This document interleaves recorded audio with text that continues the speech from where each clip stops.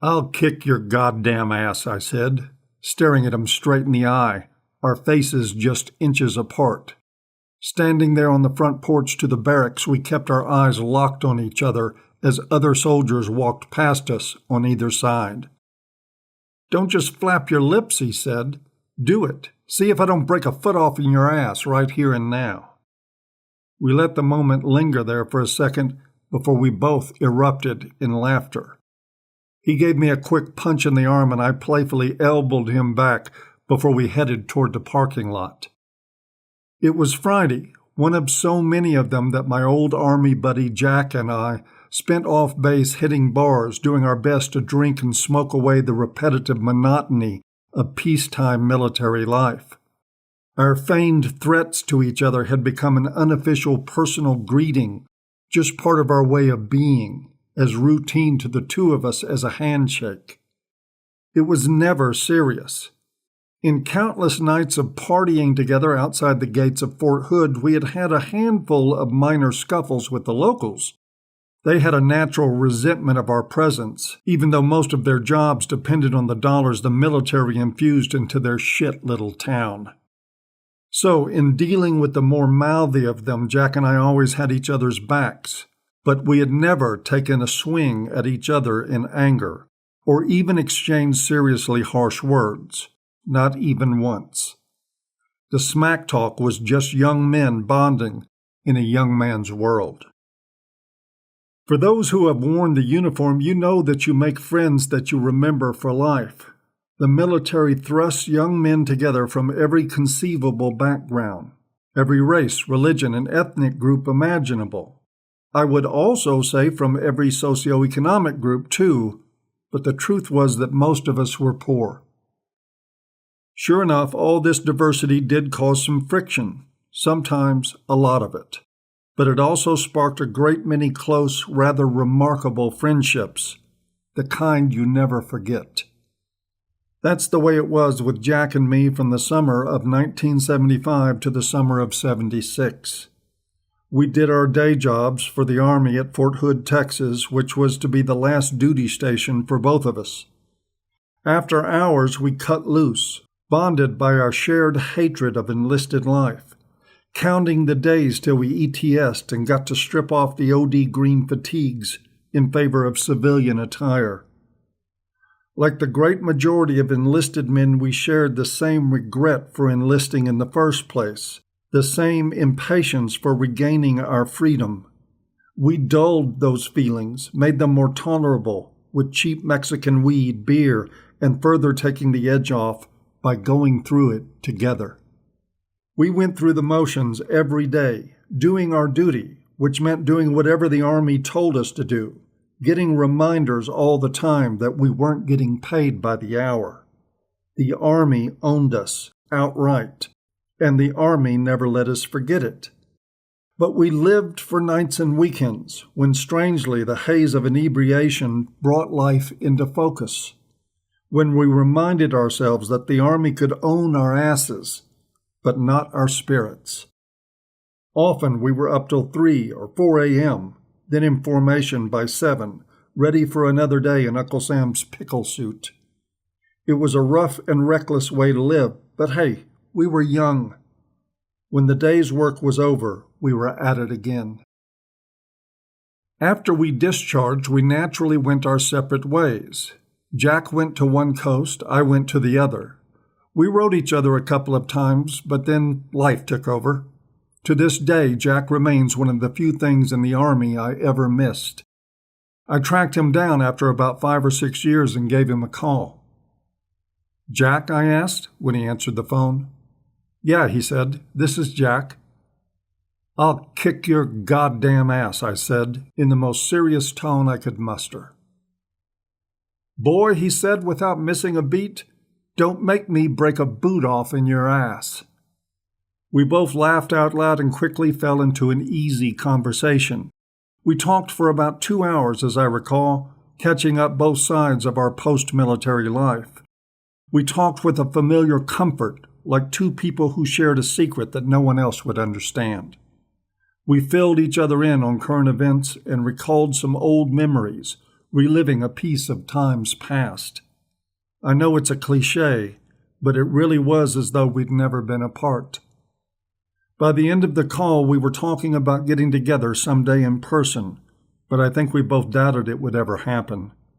Life goes on, and so do people. A lot of water had passed under the bridge. Still, it was a good talk, good to make a connection with my old friend Jack. 25 more years passed in the blink of an eye. I was in Austin at the time, in the middle of a divorce. I should say I was at the beginning. I'd just moved out, taking what I could fit into the trunk and the back seat of my car. I felt like my life was unraveling. Quite the contrary, I was headed for a much better life, but I had no idea about that at the time. I just kept sliding deeper into a pit that I still hadn't fully realized that I'd dug for myself. For reasons that seem obvious now, I made an effort to track down Jack for the second time since I'd left the Army. Reaching out to him was a bit like reaching for a bottle, I suppose. I just wanted something to make me feel better, and to be fair, that had always been my experience with Jack. It was worth a shot.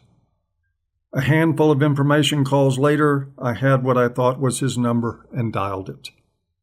The voice that picked up the call was my old friend's, but I also noticed that there was something different about it, though I couldn't put my finger on it right away. We talked for a couple of minutes, and it was awkward, sort of like talking to a stranger, though technically speaking, I suppose that was the case. I didn't know Jack anymore. I even wondered for a moment if I ever did. I was a little frustrated at this point. I was hoping for a connection, however brief, to something that mattered to me. It wasn't happening. Jack sounded distant and, well, old. But I didn't really think it was age. There was a tiredness in his voice that wasn't in mine. Like the fight had gone out of him. Finally, as though it would conjure up some old magic, I said it. "I'll kick your goddamn ass." Silence. Nothing. I thought, holy shit, I hope he remembers. I hope he doesn't think I'm serious.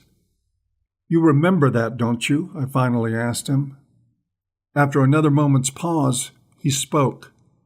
"Oh yeah, that's right. We used to talk that way, didn't we? Well, Paul, I'll tell you, I got a wife now, and she won't put up with any language like that. No, sir." He said it in a very matter-of-fact way, though that haggard tone still came through. It took a minute, but I let it sink in. Then I made my excuses to go and said goodbye to Jack. No, that's not really true. I said goodbye to whoever this poor stooge was I had reached by mistake. My friend Jack was dead. I would never be able to talk to him again. At first I was crushed. I was even angry. In a strange way I felt betrayed. It was like in surrendering his life, his very soul, to some wretch of a woman I'd never seen, he had stolen my fond memories of our friendship. I knew I was being petty and probably selfish. Life goes on. People change. I'd no right to pop back into his life a quarter of a century later and expect to find him standing there unchanged. I'd no right to expect the same old Jack just for me. I knew all that, just as I knew that I was looking to use an old memory to make myself feel better, despite every effort to shine it on, to write it off and convince myself that it just wasn't that important. I felt like I'd been punched in the gut a second time. For the first time since I'd known him, I was genuinely pissed at Jack. I wanted to shake him till his teeth rattled. But then something else hit me. Something registered. Even as I looked at the remainder of my marriage now strewn out before me like wreckage from a bad accident. My exit from all that, my escape, shit packed in my car like a refugee, hightailing it out of town with a heavy heart. All of that could have been avoided. All I would have to do is be Jack. Be a walking corpse, a shell of a man who escaped the military to embark on a life of his own choosing, only to find a woman to give him orders. A woman from which, unlike the military, there was no escape. I could have easily seen my last call to Jack as salt in my wounds. I could have stayed angry at the fact that all I wanted was to share another laugh for old time's sake, another round of playfully trading threats, and that Jack was no longer a man who could even deliver that. Instead, I ended up thankful that in my life I had not followed in his footsteps, that the army couldn't crush me, and that in the end, neither could a woman. I could be hurt, I could be disappointed, but I couldn't be broken. Sometimes what you don't become is just as important as what you do. And that is it for this talk. As always, I hope you've enjoyed, even if you haven't, and we'll see you next time.